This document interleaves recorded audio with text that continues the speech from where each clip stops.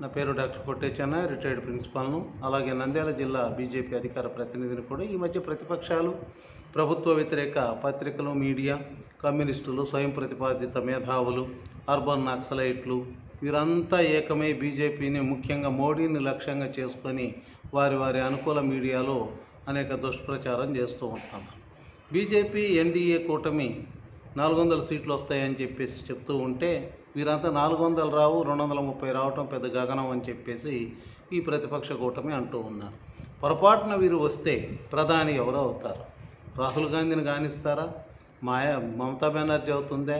లేకపోతే అఖిలేష్ యాదవ్ అవుతాడా? ఎవరు అవుతారు? ఎవరికి అయినా కనీసం 30 సీట్లు వస్తాయా?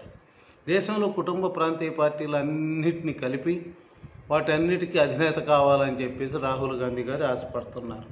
ఆయనకు గెలుస్తానని నమ్మకం లేదు కాబట్టి అటు వాయనాడు పరిగెత్తాడు, ఇటు అమేథీ కాదనుకుని మళ్ళీ రాయబరేలు పరిగెత్తాడు. రాష్ట్రాలను దోచుకుంటున్న ఎన్సీపీ అధినేత శరద్ యాదవ్ కానీ, దానితో అంటగాగుతున్న శివసేన, ఉద్ధవ్ ఠాక్రే, అఖిలేష్ యాదవ్, లాలు, తేజస్వి యాదవ్, స్టాలిను, కేసీఆర్, మహబూబ్ ముఫ్తీ, ముస్లిం లీగ్ పార్టీలు, జేఎంఎం, ఆయా రాష్ట్రాల్లో దోచుకున్నటువంటి వీరందరూ కూడా వారు నిజాయితీపరుడైన మోడీని, కలంక రహితమైనటువంటి బీజేపీని విమర్శిస్తున్నారు. ఈ బీజేపీ అధికారంలోకి వస్తే రాజ్యాంగాన్ని మారుస్తుందట, ముస్లింలకు రిజర్వేషన్ రద్దు చేస్తుందట, ముస్లింలను దేశం నుంచి ఎల్లగొడుతుందట అనే ప్రచారం బాగా చేస్తున్నారు. 20 కోట్ల మంది ముస్లింలు దేశం నుంచి ఎల్లగొట్టడం సాధ్యమేనా? రాజ్యాంగాన్ని కాలానుగుణంగా సవరణ చేసుకోవచ్చని రాజ్యాంగమే చెబుతుంది. దానికి అనుగుణంగా అవసరం వచ్చినప్పుడు 100కు పైగా సవరణలు చేసిన ఘనత కాంగ్రెస్ ప్రభుత్వాలది. అలాగే మత ప్రాతిపదికన రిజర్వేషన్లు ఇవ్వకూడదని రాజ్యాంగమే చెప్తుంది. కాబట్టి దాన్ని ఒక్కదాన్ని మారుస్తాము. బీసీ, ఎస్సీలకు సంబంధించినటువంటి రిజర్వేషన్ కోటాను వీళ్ళకు మరలించారు. తప్పు, రాజ్యాంగం ప్రకారం తప్పు, కాబట్టి దాన్ని సవరిస్తామని చెప్పేసి బీజేపీ బహిరంగంగానే చెప్తుంది. దాంట్లో ఏమీ దాపరికమేమి లేదు. ఇదంతా అన్యాయం అని అంటారు. అట్లాగే సిఏఏ ఎందుకు తెచ్చినారు? బౌద్ధులు, సిక్కులు, పార్సీలు వాళ్ళందరూ ఆయా దేశాలు ఇబ్బందులు పడుతున్నారు కాబట్టి వాళ్ళను మన దేశంలోకి రాణిస్తామని చెప్పి సిఏఏ చెప్పింది. ముస్లింలకు ఆదుకోవటానికి 50 ముస్లిం దేశాలు, చాలా ధనవంతమైన దేశాలు కూడా ఉన్నాయి. వాటిల్లో వాళ్ళు అవసరమైతే అక్కడికి వెళ్ళగలరు. అయినా ఇక్కడ మనం వేధిస్తున్నామని ఒకవైపు చేస్తూనే మళ్ళీ వాళ్ళని రానియాలని అనటం ఈ ప్రతిపక్షాల ద్వంద్వనీతికి మరొక నిదర్శనం.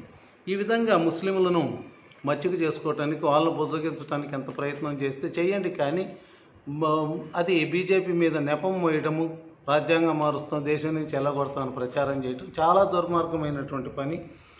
అలాగే ఇవన్నీ కూడా మరి భారతదేశానికి చేస్తున్నటువంటి మేలు కానీ నరేంద్ర మోడీ అలాగే బీజేపీ 10 ఏళ్లలో ఎన్ని మార్పులు తీసుకొచ్చింది, దేశకి ప్రతిష్టను ఎంత పెంచింది, పాకిస్తాన్ను ఎక్కడ మడిచిపెట్టింది, చైనాను ఎంత జాగ్రత్తగా గమనిస్తూ ఉంది, అభివృద్ధిలో ఇప్పుడు 5వ స్థానంలో ఉంది, రేపు 3వ స్థానంలో పరిగెత్తుతుంది. ఇలాంటి పరిస్థితుల్లో దేశాన్ని అభివృద్ధి పదం వైపు మళ్లిస్తుంటే వీళ్ళంతా కలిసి దేశ అభివృద్ధి నిరోధకులుగా వ్యవహరిస్తూ విమర్శలే ప్రాతిపదిక, అధికారమే ప్రాతిపదికగా, దోచుకోవటమే ఒక ప్రాతిపదికగా వీళ్ళంతా కూడా బీజేపీ ప్రభుత్వాన్ని, ముఖ్యంగా నరేంద్ర మోడీని విమర్శిస్తున్నారు. ఆయన 10 ఏళ్ళు ఉంటాడు, 5 ఏళ్ళు ఉంటుంది, వాళ్ళ పార్టీ అంతర్గత వ్యవహారం. ఆయనకు 75 ఏళ్ళు అయింది కాబట్టి ఆయన మార్చాలా, ఆయన ఉండడు, రేపు అమిత్ షా వస్తాడు అని వీళ్ళే ఊహాగానాలు. ఎవరిని పెట్టుకోవటం అనేది ఆ పార్టీ విధానం. వాళ్ళ పార్టీ విధానం ప్రకారం, వాళ్ళ పార్టీ రాజ్యాంగం ప్రకారం నడుచుకుంటారు. మీరెవరు? మీ పార్టీల సంగతి మీరు చూసుకోవాలి. అంతేగాని లేనిపోని ఆరోపణలు, ఊహలు స్ప్రెడ్ చేయటం మాత్రం మంచిది కాదు.